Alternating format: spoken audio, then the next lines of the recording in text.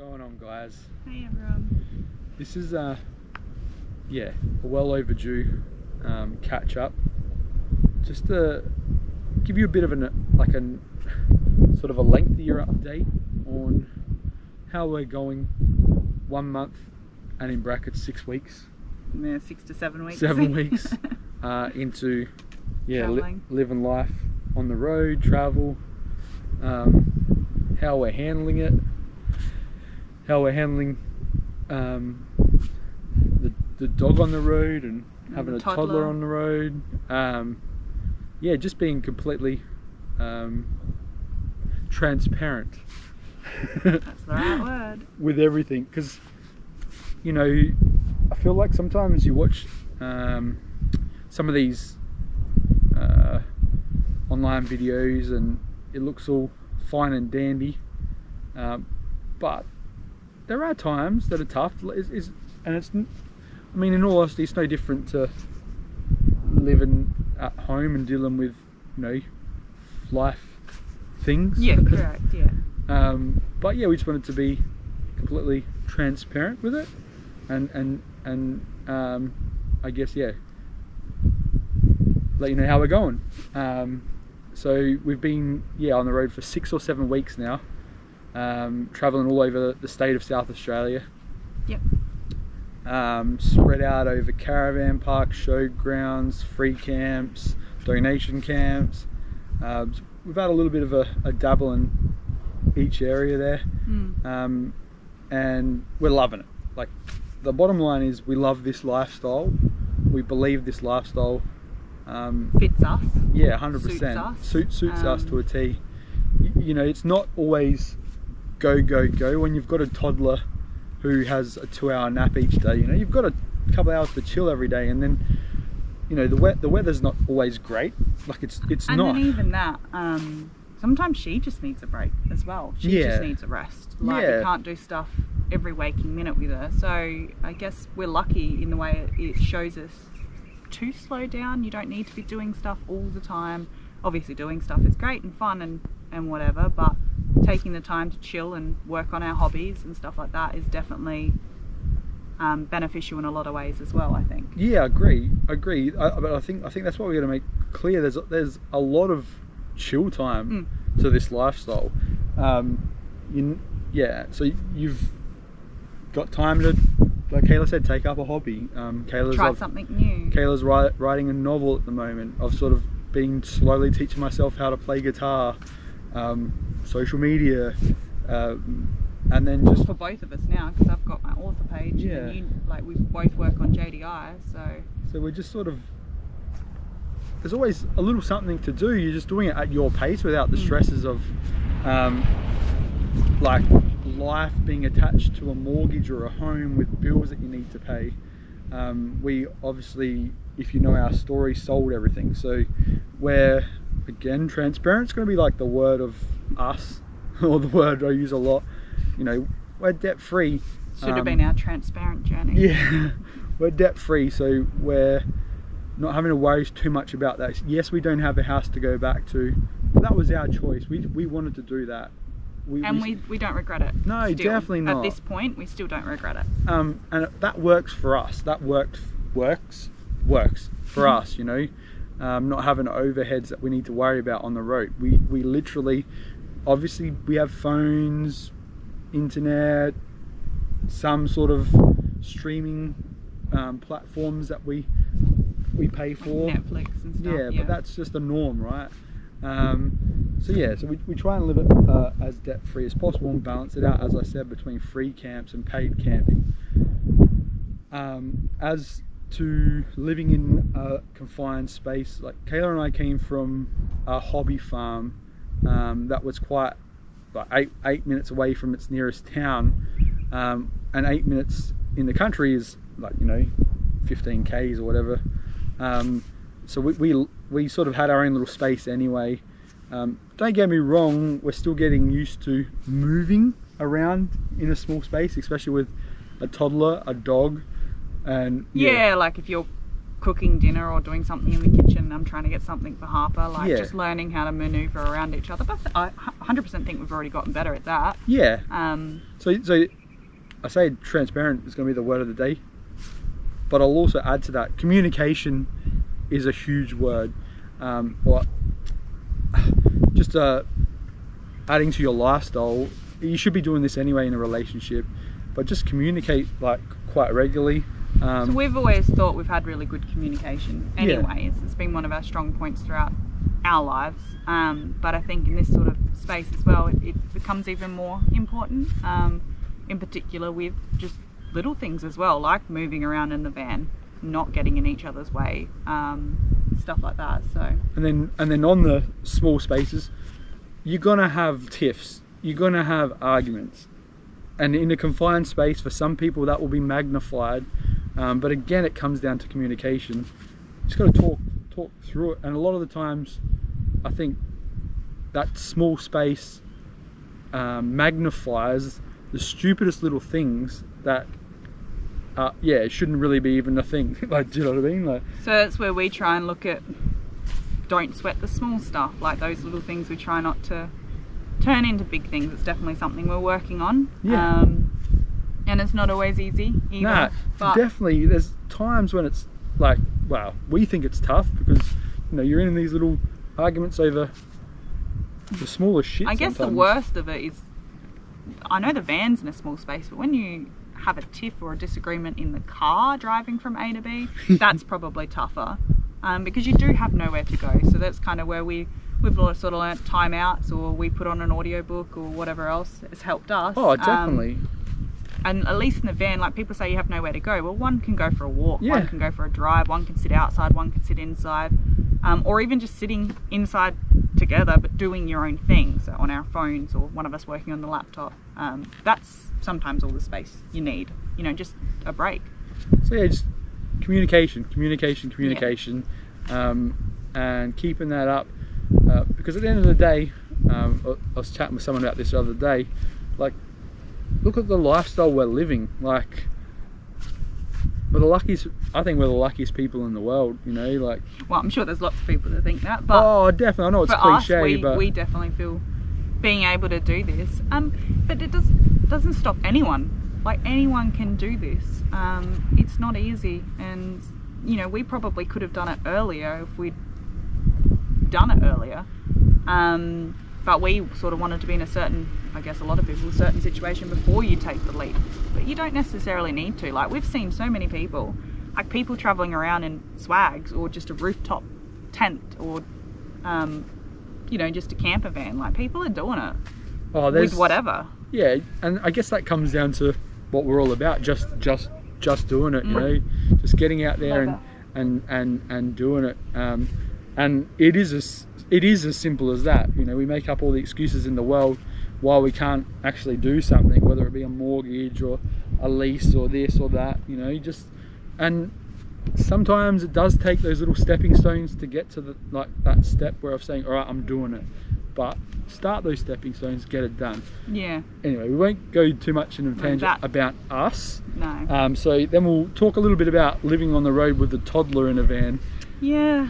That can be interesting. Yeah, it's tough. It is tough. Well, not all the time, so let's not take that out of context. Yeah, it's tough, especially going through the different stages they go through. Sleeping patterns obviously change, small space.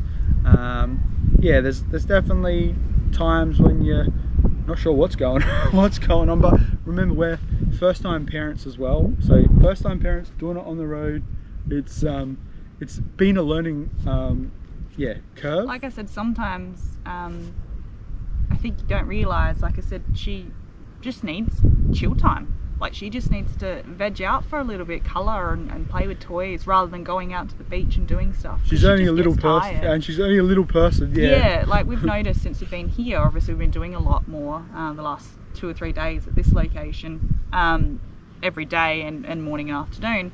She's sleeping a lot more because she's just utterly exhausted. Yeah, so doing this lots. morning, you know, he took her for a little walk and whatever else, and then we came back and I literally put Bluey on for her, and we just sat on the couch, sat on the bed, and she laid on me and just like just chilled out. She was exhausted. She was just tired, yeah, but it was too early to put her down for a nap and whatever else.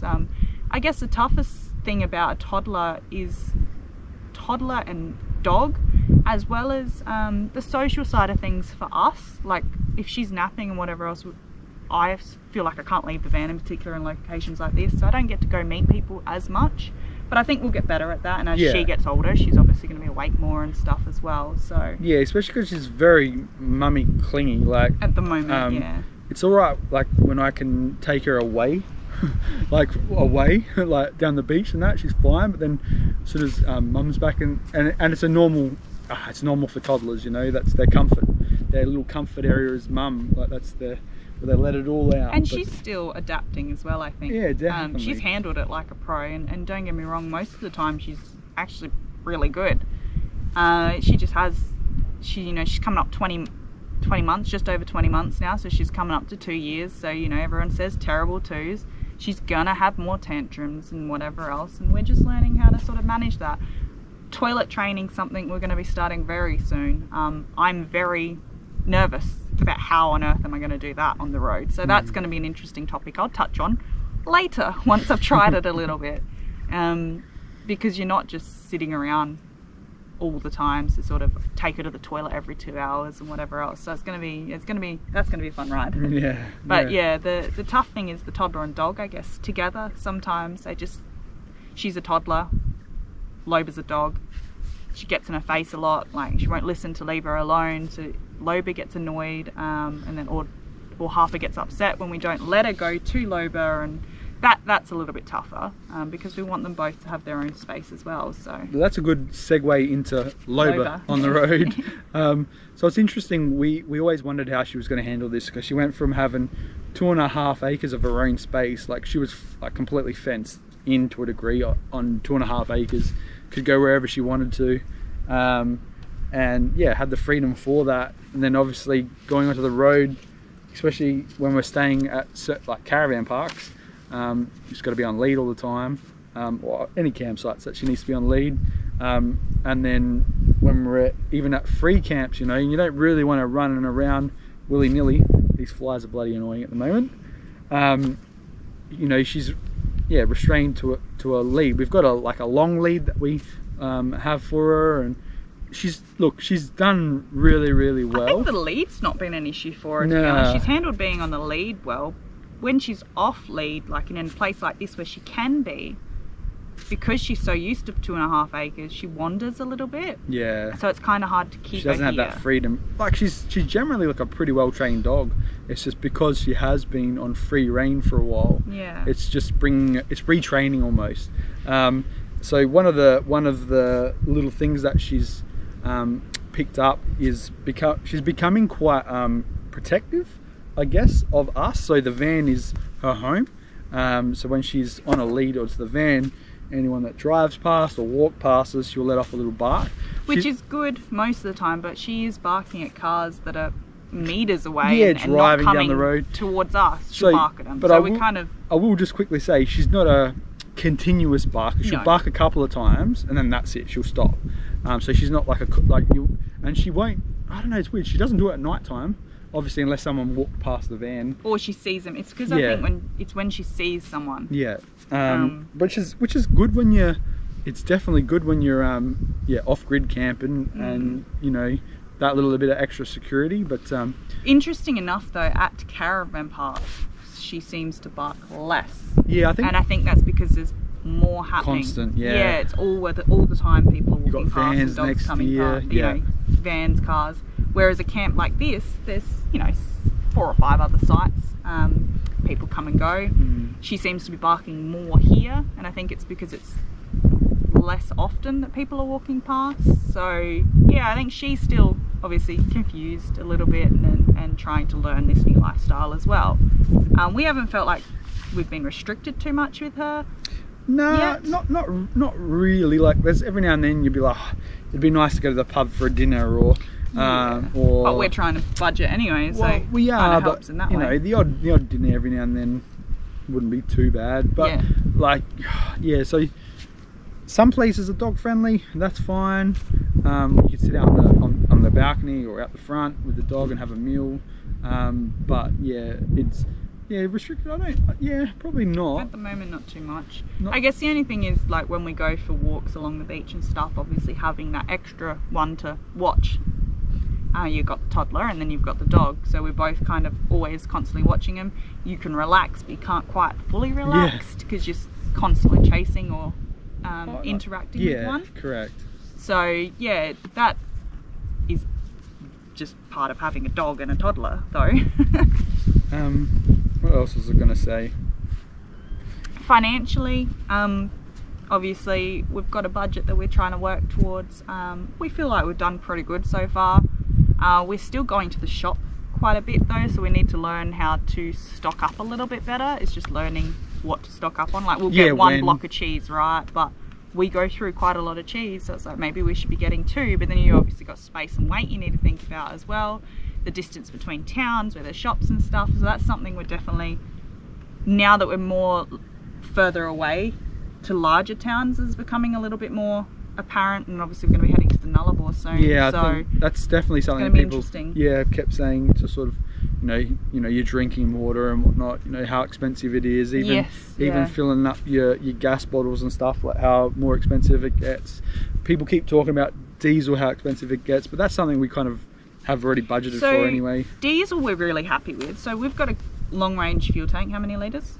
135, I think it is, yeah. Yeah, so we've got that, and we're quite happy with how often we fill up, which isn't often, like once a week if that. And you know, I budgeted $200 to $300, and at the moment, because we're moving slowly and that's what we wanted to do anyways, sometimes we only travel 40 minutes between campsite to campsite. Yeah. And we're fine with that. Yeah, we're definitely taking our time. Yeah, but sure, we're seeing so much. Like, we're just on the Eyre Peninsula now. We could have definitely made it almost to Perth, I guess, in 6 weeks if we really wanted to. But we're enjoying that slow pace, and that's helping out financially on fuel because we're not going far. Especially when you get a camp like this and literally everywhere you're doing things is in walking distance. So I guess, yeah, with all that said, the big question, are we enjoying it? Will it be something we're going to continue doing? Fucking oath. Bloody oath. So far, yeah, 100%. We love it. But we've been told 3 months is kind of the tipping point for people, so we'll wait it out till, we're going to go to Perth and back, and that's kind of where we'll see how empty our bank accounts are when we do the bottom of Perth and get back here before we head off to Tassie. We're the lifestyle itself, like I said earlier, suits us to a T. Absolutely loving. Yes, it's tough at times, but that's the beauty of it. Like, it makes it, if it was just all smooth sailing, no issues, it'd be boring. Like, it'd be batshit boring. Like, we love it. Like, yeah, suits, at this stage. Suits us and to like, a T. look, Harper's handling it really well overall. Loba, we've got we're still going to wait and see with her, but I think she's doing really well, and it's definitely beneficial having her. She's adapting, and and I think she will. This first sort of 6-month trip that we're doing is going to really tell us where she's at with it. So I think something she struggles with is she starts to get uncomfortable in a place, and then we move. So that's, I think, what she needs to learn, is we are going to constantly be moving. But overall, I think she's doing pretty good, and we love having her with us. Like, we love the company and just seeing her play on the beach or cuddle up to Harper every now and again when you get those moments, and like, it's precious. She's running away. So yeah, flyers are a pain, but we're handling it really well. Like, his health, honestly, he's almost improved since we've been on the road. No stresses. The normal things that would be affecting his MS and stuff don't seem to be a big issue or really playing a part at this point in time, because I guess because there is very few stresses and he can just rest when he wants to rest or whatever else. But even then, he hasn't felt like there's been a day like, oh, I need to rest. Whereas at home we would have that, like, we couldn't do things because he would feel exhausted. Plenty of vitamin D. So one of the negatives with MS is it's really hard to store vitamin D. But yeah, not having an issue with that, obviously. Yeah. And then, like you mentioned earlier, like, I'm writing a novel. I feel like I've wrote a lot more in the last 6 weeks than I'd had before then. So creatively, like, it opens up your mind, I guess you could say. So yeah, there's so many benefits. We love it, and we look forward to continue to update all the family and anyone that wants to watch us go on massive tangents all the time, and explore our great country. Like, we live in the best country in the world. The fact that we're able to do this is just unbelievable. Unbelievable. Like, I know times are tough for a lot of people at the moment, you know, so we're very fortunate to be able to do this, and we won't take that for granted, that's for sure. Definitely. But that's pretty much all I have to say. Yeah, I don't think there was much else to touch on.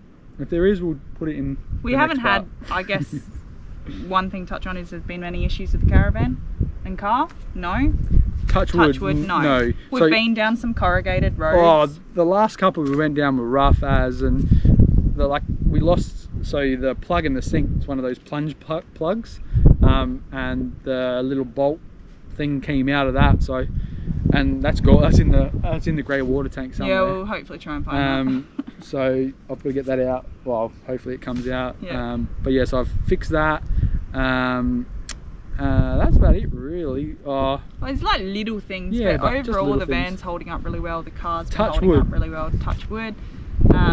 Yes. So yeah, we just had the car service, which I think, you know, something if we can afford to, we'll try and do regularly. But yeah, so we'll see. Yeah, that's about it, really.